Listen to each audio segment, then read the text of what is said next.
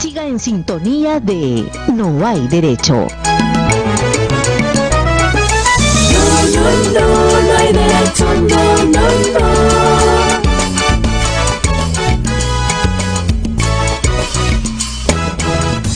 Son las 8:09 de la mañana, estamos de vuelta aquí en No Hay Derecho, lo anuncié más temprano. Está ya conmigo aquí en nuestros estudios el congresista Marco Arana, ustedes lo conocen bastante bien, él es congresista del Frente Amplio, vocero del Frente Amplio, y además es vicepresidente de la Comisión de Constitución. Ha tenido la gentileza de venir esta mañana porque hay varios temas que tienen, por cierto, que ver con el Congreso, y hay otros que tienen que ver en general con la política, y va a ser siempre interesante recoger su punto de vista. Congresista Marco Arana, qué gusto saludarlo. Buenos días. Muy buenos días, Gladys. Gracias por venir a conversar con nosotros.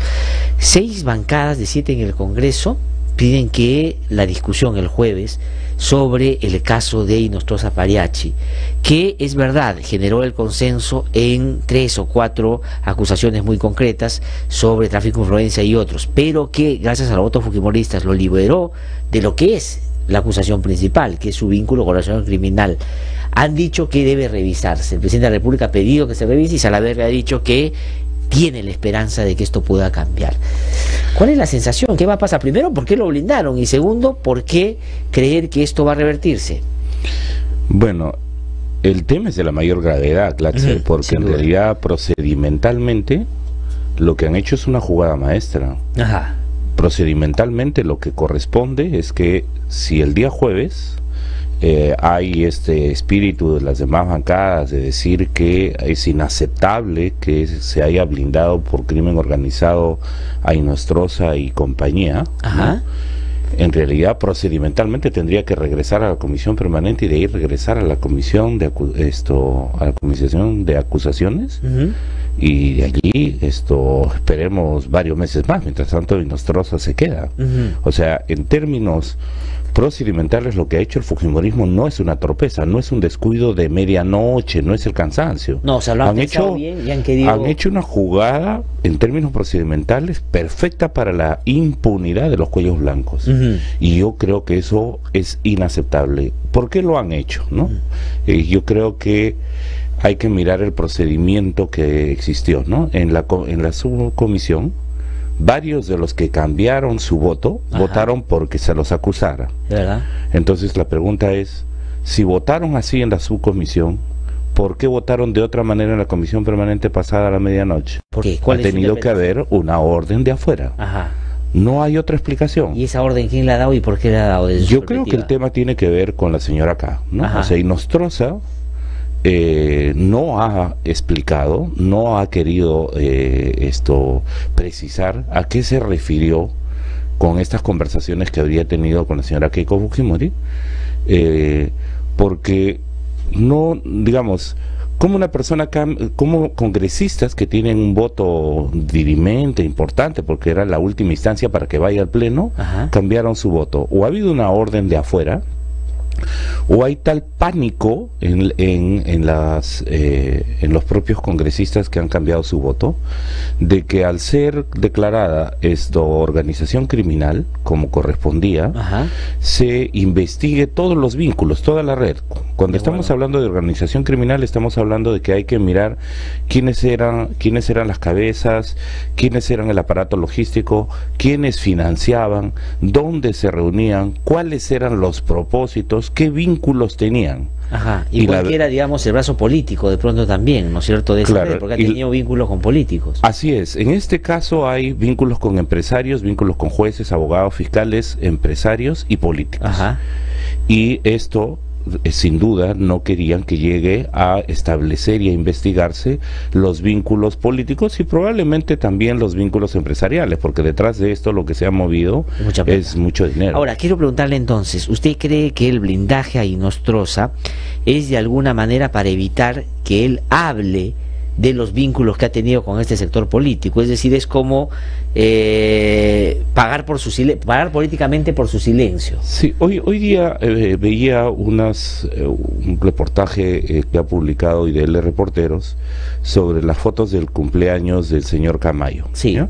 Ahora, Independientemente... congresista Arana, mientras conversamos sobre eso, no sé si, Lucho, nos puedes hacer el favor de poner la fotografía que está mencionando el congresista, por favor, esa primera que pusimos, donde efectivamente Héctor Becerril, está Camayo, está Oviedo en el cumpleaños, pero disculpe, lo interrumpí, solamente para ilustrar a nuestros oyentes. Independientemente de que, digamos, un político se acerca a gente, te toma una foto, en fin, cualquiera puede tener una foto con cualquier personaje que se le acercó. Es verdad, eso no lo vincula ¿ya? a un delito. Pero las fotos que han publicado son importantes porque revelan que un argumento que se utilizó para eximir de la responsabilidad en crimen organizado es que el trato de hermanitos, ¿no? Hermanos, era un trato coloquial, así se trata a la gente, ¿no? De acuerdo. Entonces no habría una relación permanente y se está exagerando por una fotito, por un video que aparece de vez en cuando, un político se toma una foto con cualquiera. Pero aquí lo que se nota, y eso creo que es un detalle importante, es que había una relación permanente. O sea, no es que se encontraron de casualidad una vez, alguien se te acercó, acuerdo, claro. no fuiste a una fiesta, te invitaron de vez en cuando. No. Aquí lo que muestra es que varios de ellos, no todos, ¿no? Los que asistían, ¿no? Sí. Pero tenían una relación frecuente de amistad, de relaciones sociales. Y no nos olvidemos que en los temas de organización criminal no se trata de un tema espontáneamente, ¿no? Alguien que de pronto pidió un favor, alguien que de casualidad llamó y claro, le grabaron la llamada, sino que hay una relación continua, permanente en el tiempo, ¿no? Con un conjunto de personajes. Y entonces... Claro, pero la continuidad y la permanencia, cuando se habla de una posible red delincuencial o red criminal, podría, y esa es la pregunta que le hago, significar pertenencia a ese grupo también, porque mira, ahí está la fotografía, pon la fotografía por favor de nuevo, esa que nos acabas de mostrar. Ahí está Héctor Becerril, que hasta donde yo he podido revisar, congresista Marco Arana, no había explicitado su relación con Camayo, o sea, no había dicho yo me reúno con él, soy amigo del, contrario, lo había como negado o por lo menos disimulado. Claro, con Oviedo, que está allí también, ya la relación es vieja, ¿no? Eso viene de Tumán, bueno, son paisanos, hermano, han trabajado juntos, uno ha sido el empleador del otro. Pero, por ejemplo, con el caso de Camayo, es como lo que pasó con Guido Águila, ¿no? Porque con Guido Águila, en la comisión lo que se investigaba es la existencia de una conversación en Alejandro Tirado. Cuando en realidad, cuando por ejemplo pregunté en la subcomisión, porque fue reservada, ¿no? El tema de cuántas veces se habían reunido. Aguila admitió que se habían reunido al menos 3 veces y al menos 3 veces en su casa. Porque la pregunta era, oiga, ¿solo se han reunido una vez? No, nunca nos hemos reunido. ¿Se han reunido sobre temas institucionales oficiales? ¿Y por qué no se han reunido en el local del CNM? ¿Por qué no se han reunido en el Congreso?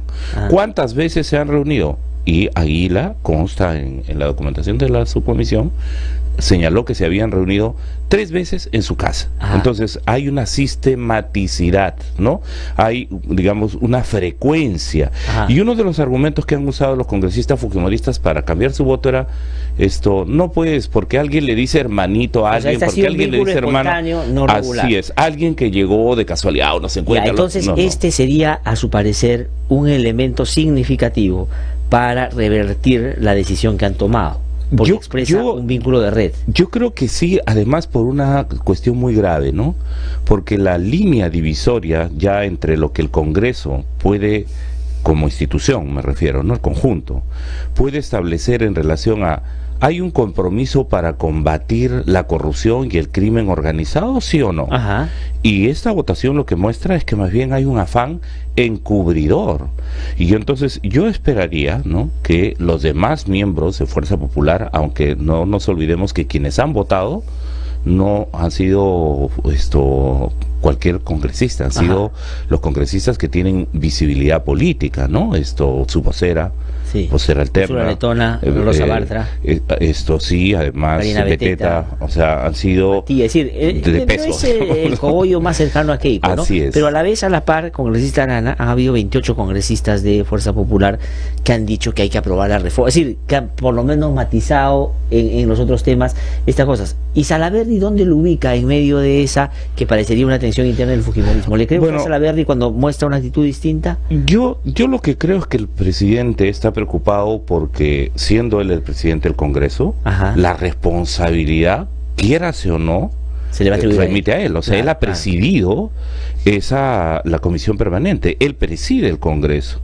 Y yo creo que si en otras circunstancias, por ejemplo, en las que han tenido que dar sanciones, lo han dicho además con una celeridad, allí no han dicho debido proceso, legítima defensa, presunción de inocencia. Cuando se trató de los Avengers, ¿no? En una, ahí fue esto decidieron. Y ahora resulta que se han vuelto procedimentalistas, ahora resulta que además han argumentado de que este tema no se le puede dejar a la Fiscalía, es decir, querían convertir el Congreso en un fuero penal, ¿no? En una corte penal. Y eso, ellos lo saben, varios de ellos son congresistas experimentados. Ya, pero eso era congresista Arana la coartada. Es decir, cuando tú razonas del derecho penal en el Congreso, lo que estás buscando es levantar la valla para no avanzar en las investigaciones. El Congreso tiene más, tiene más posibilidades, pero sin embargo es una manera de blindar. Pero la pregunta es, ¿usted cree entonces que Salaverry tiene, por su responsabilidad del Congreso, el temor de que caiga sobre su hombro, digamos, el hecho de ser un Congreso blindador, digamos, de personas... Sí, un Congreso coludido con la mafia, con la corrupción, en un momento, además, hay que decirlo claramente, de pérdida de mucha credibilidad del Congreso, porque... ¿Qué actitud genera esto?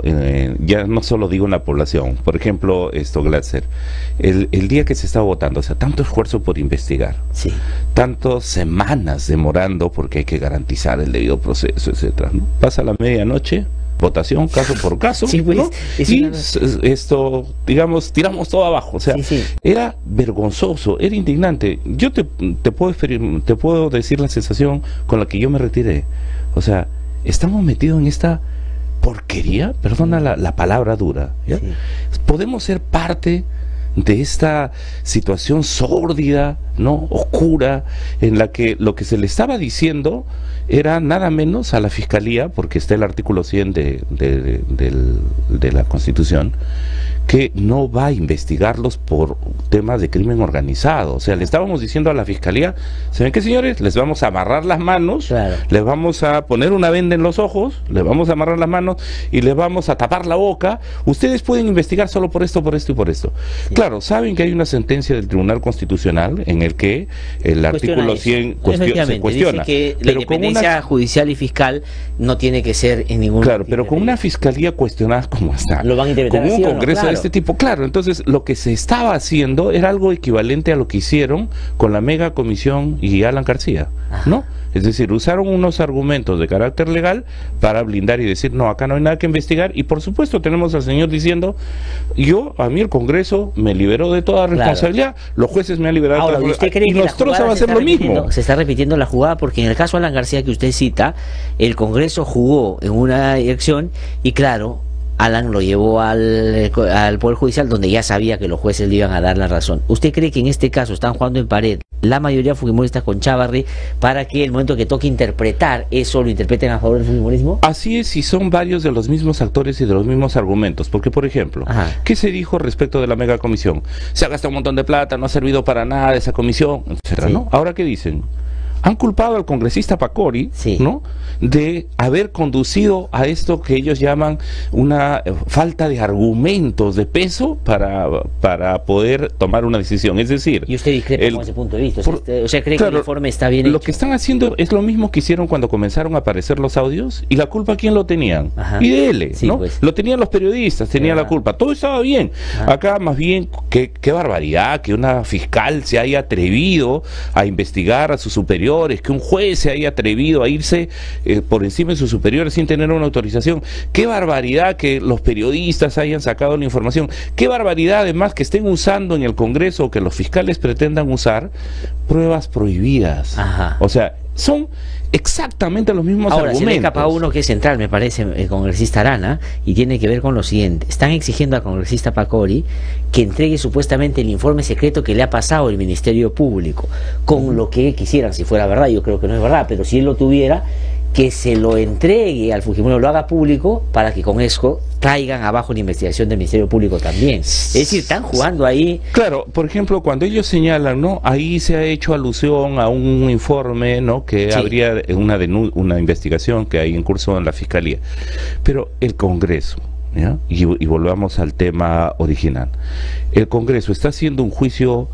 ¿Está haciendo un antejuicio? No, está haciendo un juicio político. Y cuando se dice un juicio político, no estamos diciendo está haciendo politiquería, en fin. Lo propio del Congreso está establecido en su reglamento, está establecido en la Constitución. Es que puede ser un juicio político en el sentido estricto del término. Es decir, haya responsabilidad o no en el incumplimiento de sus funciones. Y la hay, pues, o sea, en el sentido de que el señor fue elegido como juez, ¿no? Para administrar justicia, para hacerlo además con rectitud, para salvaguardar el manoseo y la falta de autonomía de su fuero jurisdiccional. ¿Y qué hizo este señor? No, podía llamar al abogado de los delincuentes para decir, oiga, le rebajamos la pena, incluso en temas de violación, como lo sabemos en el caso de Ríos, ¿no? Efectivamente podían llamar para decir cuánto cuesta la sentencia, porque eran los verdes, los vinos, los whiskies, las fiestas, etcétera, o podían hacer lo propio con los temas de nombramientos de fiscales o de jueces. Una cosa que yo recordé en la subcomisión, y lo recordé también el día que había la votación, miren, no hemos entrado a investigar a fondo, porque eso lo establecerá el proceso penal, pero hay audios que han dado a conocer ustedes y otros medios de comunicación donde señalan que el objetivo era capturar la Corte Suprema. Sí, claro. O sea, hay audios en los que ellos dicen, coloquialmente dicen, vamos a llegar hasta el cielo. Pero llegar hasta el cielo, ¿qué cosa era? Votamos ahora por porque este vota el próximo año por nosotros, y con eso tenemos un voto más. Y tenían claramente un plan, y eso es parte de una organización criminal, tenían un plan previsto cuántos votos estaban acumulando, no para ahorita, sino para el próximo estaba periodo clarísimo, de elecciones. Nosotros lo hemos mencionado y yo lo he dicho acá en varias oportunidades. Duberlí primero, Ángel Romero después, y Nostroza Pariachi después, y en el próximo proceso de nombramiento para vocales supremos iban a meter a Ríos como nuevo vocal supremo para manejar el grupo que ellos tenían. Esa era la pista que habían seguido. Por eso es que, con la lista gana, cuando hablan del Ministerio Público, ellos se refieren, ya tenemos el control del Ministerio Público. Así, ahí habían llegado al control de la máxima instancia. Claro, por eso el tema, ya tenían el CNM, ¿no? Tenían una corte importante como la del Callao, completamente controlada, estaban infiltrando la Corte Suprema y efectivamente tenían también sus votos asegurados en el Ministerio Público. Por eso es que este tema no se puede entender separado de la acusación que se ha hecho al fiscal Chávarri. Por eso es importante, y por eso es que también ellos han salido a blindar, ¿no?, al fiscal Chávarri. O sea, aquí nadie está diciendo que ya el señor, están todas las pruebas, ¿no?, para que sea condenado. No, lo que se está diciendo es, existen relaciones, vínculos, habían objetivos, había una actuación concertada entre ellos para hacerse de todo ese poder. Habían además claramente violación de funciones a la propia autonomía del Ministerio Público consagrada por la Constitución, a la autonomía del Poder Judicial consagrada por la Constitución. El hecho de que hubieran operadores políticos como Becerril, ¿no?, yendo a mirar casos en cortes que iban a haber temas de lavado de activos. Curiosamente, su jefa está investigada por lavado de activos. O sea, había, digamos, toda esta red que tiene que ser investigada. Claro. Y eso es lo que no han querido, eso es lo que no quieren. Y vamos a ver, por ejemplo, ayer en la Comisión de Ética, ¿no?, han vuelto a blindar por un voto a Becerril. ¿Y usted cree que ahora que se han publicado esas fotografías y se da cuenta hay una cercanía con este sector relacionado con los Juegos Blancos del Puerto, eso debería repensarse en la propia Comisión de Ética, o hay que seguir inexorablemente el camino de primero la subcomisión y ya después se verá en ética? No, mira, yo creo que el tema es de tal gravedad, Glatzer, que si el Congreso mañana no toma una decisión firme sobre el tema, la verdad es que la pregunta que hay que hacerse es, ¿cuál es la labor fiscalizadora del Congreso? Tenemos tres labores: legislar, representar y fiscalizar. La fiscalización se va al tacho basura. De acuerdo. O sea, de esa gravedad es decirle al Congreso, miren, para fiscalizar cuando se trata de los corruptos grandes vinculados a grandes intereses económicos, ahí el Congreso no se mete. Y eso lo reafirma es una ustedes, suerte de sepultura del Congreso, ¿no? ¿Lo reafirma ustedes en el Frente Amplio en su idea de que el Congreso debe ser cerrado? Es decir, el no haber votado por voto de confianza era una señal desde el punto de vista de ustedes de que la mejor salida política a la crisis era cerrar el Congreso. Mira, si se blinda de esta manera, ¿no? Nosotros no nos cabe la menor duda que el Congreso ya fue. El Congreso, ¿qué rol va a cumplir? O sea, ¿con qué cara salir a decirle al país el rol fiscalizador de control político que tiene el Congreso frente a otros temas, pero sobre todo frente a temas de corrupción, ha sido finalmente sepultado? No hay razón de ser. O sea, a nivel de legislatura, leyes con nombre propio, leyes mandadas por lobbies como el tema de los hidrocarburos, lentitud como la ley de monopolios que lleva ahí 2 años y medio, o sea, digamos, todas esas cosas uno puede decir es que hay lentitud, hay plazos, en fin, pero esta cosa tan evidente donde uno tiene las evidencias, tiene a las personas que no se han fugado, porque varias otras podrían fugarse. Tenemos un esfuerzo grande de algunos fiscales intentando investigar. Tenemos el rol de varios de ustedes, medios de prensa, incluso arriesgándose, porque aquí se han metido con una mafia de corrupción vinculada al narcotráfico, a sicariato, ¿no? O sea, y vamos a decir, miren, ahora el Congreso mira para el costado. No se hizo, fíjate, Glatzer, eso después de lo que ocurrió con la época de Fujimori y Montesinos. El Congreso, incluso en ese nivel de debilidad, de transición, tomó decisiones y sancionó, ¿no? La videos fueron vistos en el Congreso y se tomaron decisiones. A lo mejor algún inocente pagó por pecador, pero se tomaron decisiones. Ahora el Congreso, con todo esto, ¿no se van a tomar esas decisiones?